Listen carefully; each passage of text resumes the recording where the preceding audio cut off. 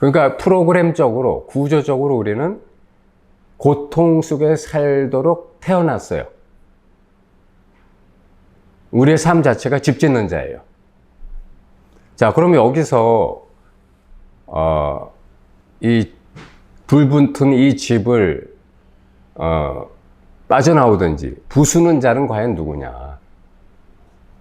이거를 이제 기독교적으로는 메시아라고 그러고 구원자라고 그러고 불교적으로는 해탈자라고 하죠. 자, 불교적인 가르침에서의 그 집 짓는 자를 부수는 자는 다시 말하면 진리를 발견하는 자죠. 그리고 진리를 보는 자, 진리와 하나 되는 자를 말하는 건데, 불교에서는 이게 뭐냐면 정견, 바른 안목을 말해요.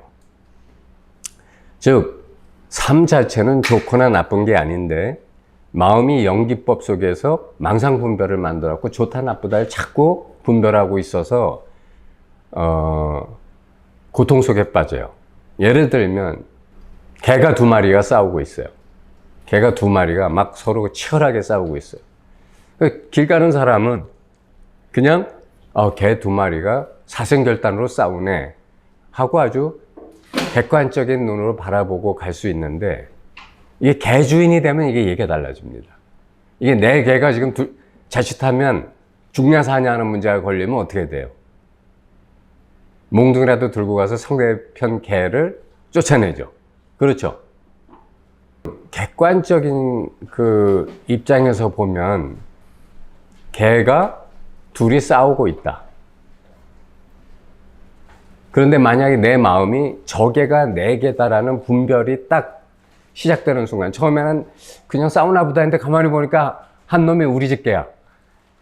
이렇게 되면 바로 내 마음이 어떻게 되냐면 좀 전에 평정이 무너지고 바로 쫓아가거나 어떻게 저걸 뜯어 말리거나 상대편 개를 공격하거나 뭐 이렇게 됩니다. 그렇죠? 그러면 결국은 그러한 어떤 개입이나 어떤 아이고 큰일 났네라고 하는 마음이 그게 어디서 시작됐냐면 내 분별에서 시작된 거예요. 그렇죠? 또 만약에 이건 저도 실제로 있었던 일인데, 뉴스에 누가 뭐 강화도 어디에서 젊은 가장 둘이 아이들하고 불타 죽었다는 거예요. 그런가 보다 했는데 한 30분 뒤에 전화가 왔어요. 조카한테서. 그게 내 조카 사유라는 거예요. 이거 실제로 제가 7년 전에 있었던 일이에요.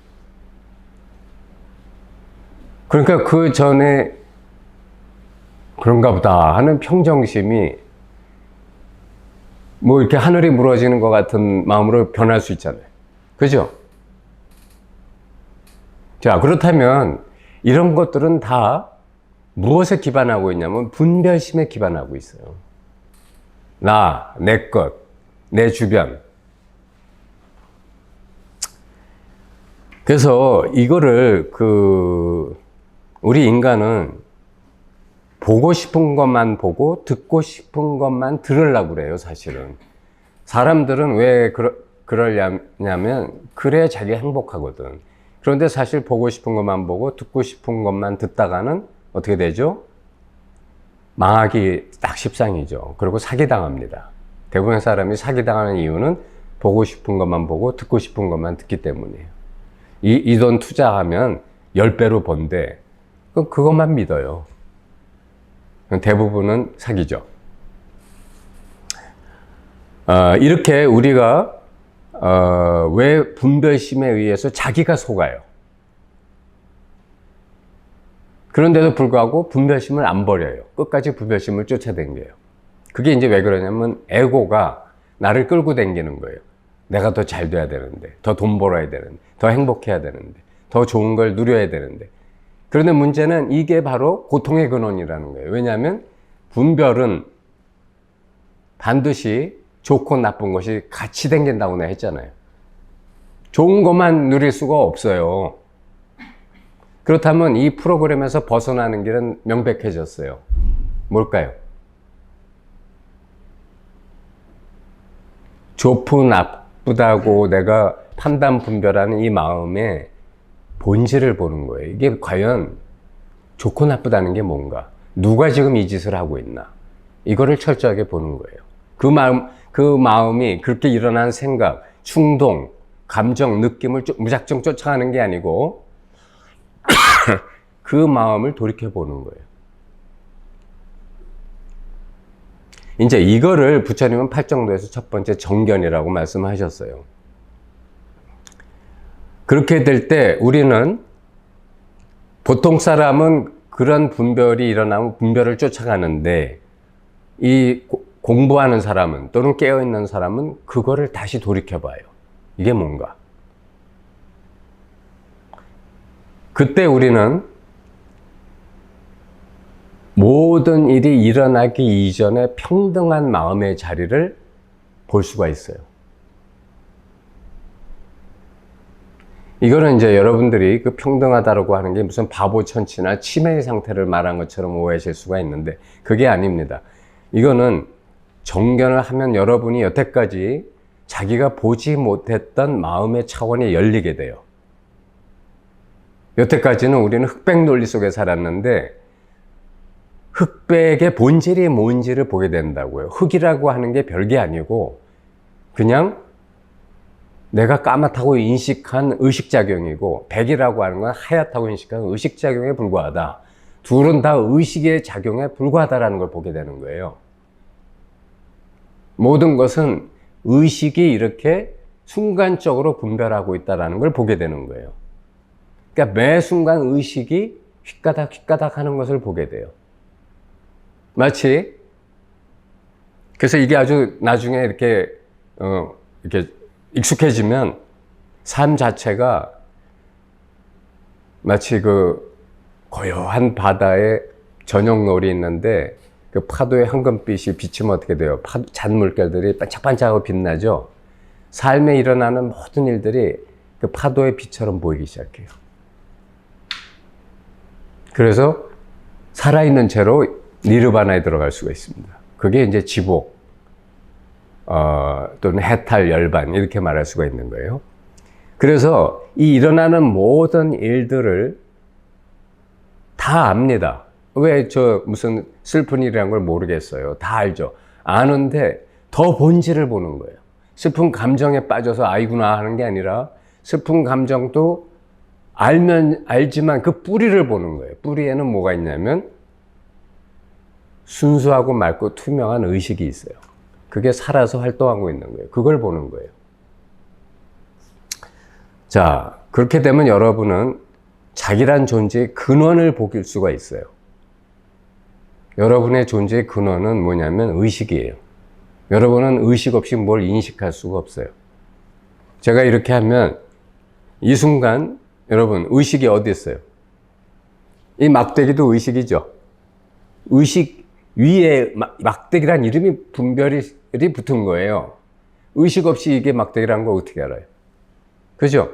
그 다음에 이게 이렇게 움직이는 것도 의식이에요. 그렇죠? 이 막대기를 분별하기 위해서 막대기의 배경에 있는 이 허공, 이것도 의식이에요. 그렇죠?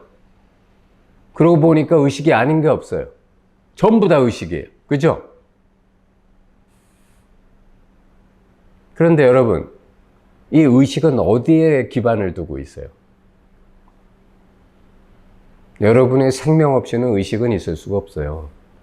생명 활동이 의식이에요. 그렇죠? 여러분이 이 세상에 태어났다는 것 자체가 생명 활동이에요. 그죠? 그러니까 여러분의 근원은 여러분이 아는 말로 제일 가까이 하면 생명이에요. 그런데 여러분이 아는 생명이란 건 여러분은 무엇으로 알고 있냐면 생각과 느낌으로 알고 있는 거예요. 진짜 진리적 생명은 그걸 넘어서 있어요. 그걸 보는 게 깨달음이에요. 자, 그래서 이걸 어떻게 볼 수 있느냐면 정견을 여러분이 정확히 하면 미세하게 여러분의 생각과 감정과 느낌이 조작하는 것들을 볼 수 있어요. 여러분의 생각과 감정의 느낌이 자꾸 뭔 짓을 하고 있어요. 그 짓을 넘어서야 돼요. 그 프로그램을 넘어서는 거예요. 그러면 여러분은 만들어진, 한마디로 주어진 정보에 의해서 살던 피조물의 신세에서 주어진 정보 이전에 모든 것을 조작하고 만드는 자를 만나게 돼요. 그래서 정견이 유일한 깨달음의 해법이에요. 그러면 그 의식이라는 말을 이제 다른 거로 바꿔봅시다. 보는 자리가 있어야 돼요. 보는 자리라고 바꿔봅시다. 지금 보는 자리가 있으니까 이 방 안에 이렇게 전체 시공간이 인식되는 거예요. 그렇지 않나요? 의식의 다른 이름은 보는 자예요. 여러분이 저를 보고 계신다면 여러분은 보는 자로 있는 거예요, 지금. 그죠? 의식이란 말 대신에 보는 자라고 해봅시다. 자, 이제 다른 말로 또 바꿔볼까? 여러분은 저를 보고 알고 있어요. 저 사람이 누구라는 걸. 그죠? 그럼 이제 아는 자라고 해봅시다. 여러분은 이제 동시에 또 아는 자야. 그죠? 아는 자이기도 하고 보는 자이기도 한데 내가 왜 이렇게 말을 바꾸냐면 여러분들이 의식이라면 또 자기가 아는 의식이라는 선입견, 생각, 감정에 또 떨어지기 때문이에요. 너무나 번개같이 떨어지기 때문에 그걸 걷어내 주려고 이렇게 다른 말을 하는 거예요. 자, 아는 자이긴 동시에 보는 자예요. 그렇죠? 느끼는 자는 안 될까요? 여러분 느낄 수 있어요. 그죠? 그죠? 느끼는 자도 되죠. 자, 분별하는 자는 돼요? 안 돼요? 되죠? 저 사람이 누구다. 그죠? 그러면 여러분 도대체 여기에 뭐가 있길래 아는 자도 돼, 보는 자도 돼, 분별하는 자도 돼, 의식도 돼, 생명도 돼. 이거 뭐야 도대체? 이거 뭐라고 말을 해야 이거를 정확히 표현할 수가 있을까요? 이것은 우리가 말로 표현해서 이것을 붙잡으려고 하는 게 거꾸로 된 시도예요. 왜냐하면 이게 먼저 있었고 그 다음에 말이 만들어졌고 우리가 배웠거든요. 근데 우린 거꾸로 이걸 알겠다고 말을 붙들고 생각이라는 건 말에 의지해서 단어를 이렇게 배열하는 게 생각이에요. 그죠? 그래서 생각으로 자꾸 느낌도 지가 여태까지 느껴서 가진 정보 안에서 어떤 느낌으로 찾으려고 들어요. 이래서 여러분은 깨달을 수가 없는 거예요. 그 짓을 하는 한 영원히 못 깨달아요. 안 되는 거 가지고 되려고 하고 있어요. 그래서 그렇게 하지 말라는 거예요. 그럼 어떻게 해야 돼? 이게 저절로 딱 드러날 때까지 내가 일체를 중단해야 돼요. 그리고 오로지 유일한 방법, 정견만 해야 돼요. 왜냐하면 이 자리가 바로 정견 그 자체이기 때문이에요. 우리가 부처님의 안목이 불안, 근데 불안 동시에 불안만 있는 게 아니고 법안도 갖고 계시고 해안, 심안, 유관 다 갖고 계시죠. 그래서 오안이라고 그래요. 그죠?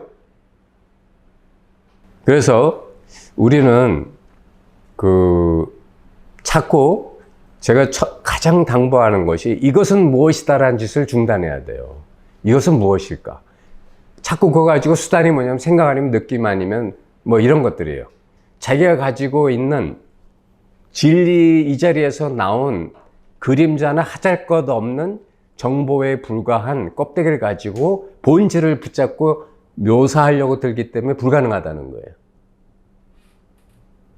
여태까지 우리는 그렇게 살아왔지만 이제 거꾸로 그럼 이걸 어떻게 할 거냐? 어떻게 할 거라는 생각을 놔야 돼요. 왜냐하면 어떠한 시도도 이것을 붙잡을 수가 없어요. 그런데 모든 걸 다 내려놓으면 여러분이 이미 그거예요. 자, 왜 그런가 봅시다. 여러분의 삶이 여태까지 살아온 게 자기가 살았어요? 뭔가 자기가 알지 못할 힘이 여러분을 살려왔어요? 후자거든요? 여러분이 알지 못할 힘이 여러분을 살려온 거예요. 아침밥 먹은 것도 지금 내가 소화시키고 있는 사람은 없어요. 자기도 모르는 섭리에서 소화되고 있고 피도 내가 돌리고 있는 게 아니에요. 자동으로 지금 돌아가고 있어요. 여러분이 숨을 일부러 쉬고 있지 않아요. 저절로 씌워지고 있어요. 이 눈앞의 세상이 여러분이 보고 있는 게 아니에요. 저절로 나타나고 있어요. 저를 안 보려고 해봐요. 여러분이 눈 뜨고 있는 한 저는 보입니다. 여러분이 보는 게 아니라고. 보여지고 있어요. 안 들으려고 해봐요. 소리가 들려지고 있어요. 이게 뭐죠? 이미 이거라고. 이미 여러분이 이거예요. 그런데도 불구하고 여러분들은 자꾸 이 몸이 눈, 코, 귀, 입이 보고 듣고 있다. 이렇게 착각을 하고 있어요.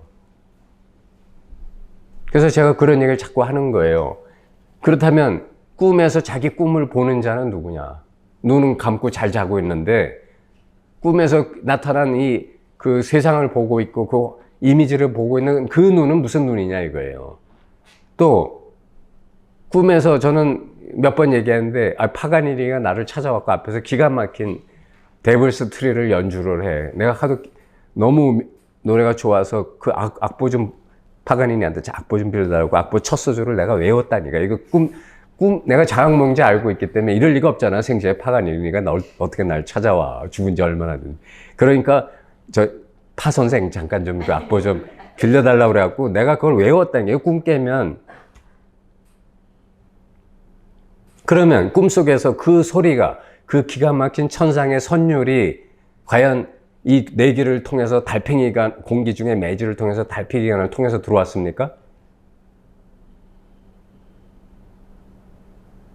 이게 도대체 뭐냐고. 여기 이런 뭔가가 우리가 알지 못할 차원의 뭔가가 이렇게 딱 여러분 눈앞에 있잖아요. 근데 우리가 이걸 왜 못 알아보느냐면 이게 바로 자기 자신하고 딱 붙어 있기 때문에 못 알아보는 거예요. 자, 우리가 이 세상을 살아온 것은 우리 삶을 살아온 이 삶이라고 하는 것이 우리는 말로 그냥 삶이다 하지만 이 삶의 존재의 기반이 뭐냐면 바로 참나고 생명이에요. 생명 없이 여러분이 어떻게 살아와? 그죠? 그 생명이라는 것 자체가 기반이 이 참나라고. 진리라고요. 진리가 없이 어떻게 생명이 나와? 그래서 우리는 이 삶이라는 생명산 자체가 진리의 발현이다 이 말이에요. 그런데 이제 문제는 뭐냐면 우리가 이 몸이라고 하는 것이 생겨났다는데 문제가 있어요. 몸이 생겨나는데 만약에 여러분 봅시다. 몸이 생겨났는데 몸이 자기 스스로를 보호 관리하는 그 마음이 없으면, 즉 분별 능력이 없으면 저 앞에 원시시대에 무슨 맹수가 나타났는데도 저게 맹수인지 마누라인지 그러고 그냥 앉아있으면 오늘날 인류가 존재할 수가 없어요. 다 호랑이 밥이 됐을 테니. 그죠? 그러니까 나쁜 게 나타났으면 튀어야 되고 좋은 게 나타났으면 가서 먹을 거면 따와야 되고 무슨 그거로 집을 짓는 거라면 거두어서 집을 지어야 되고 이래야 되지 않아요. 그러니까 분별 능력이 있어야 살 수 있잖아요.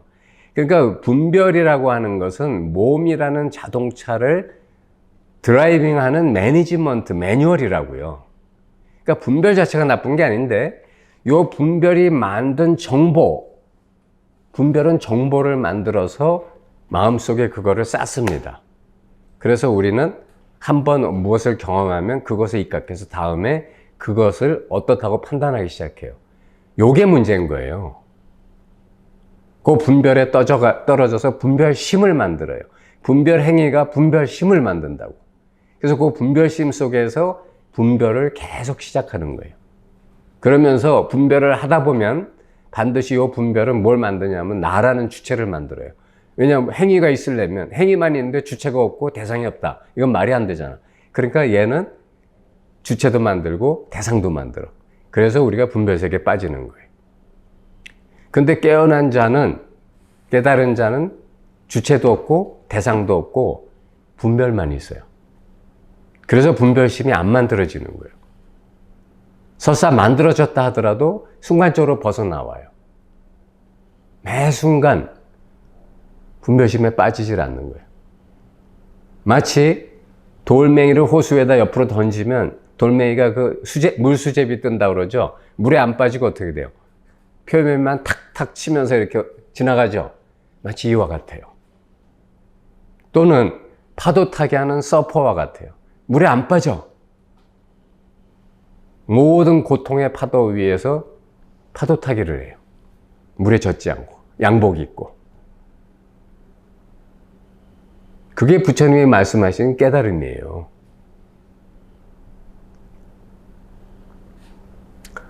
자, 그래서 그렇다면 깨달음의 본질은 이런 거고, 그래서 이제 여기서 우리는 그러면 분별에서 벗어나야, 정확히 말하면 분별심에서 벗어나고 자유로워져야만 해탈할 수가 있는 거예요. 그런데 역사적으로 어떤 불교든 뭐 힌두교든 아니면 뭐 어떤 다른 종교가 됐든 간에 무슨 수도, 수행 이런 것들은 끝없이 있어 왔어요. 그런데 그런 것들이 불교적으로 보면은 뭐 윗바사나 무슨 또는 참선, 관법, 또 호흡법 여러 가지 수행법들이 있었잖아요. 그런데 그런 것들을 이제 우리가 수행을 한 목적은 결국은 뭐냐면은 나라고 한 에고, 즉 식스존이 만든 생각, 감정, 느낌, 그리고 의지, 분별 이런 것들로부터 벗어나고자 하는 거예요. 벗어나서, 불 붙는 집에서 일단 벗어나서 그래서 나의 본질을 발견하자는 거예요. 이게 이제 깨달음이에요. 그래서 이제 저는 이제 제가 이런 것들이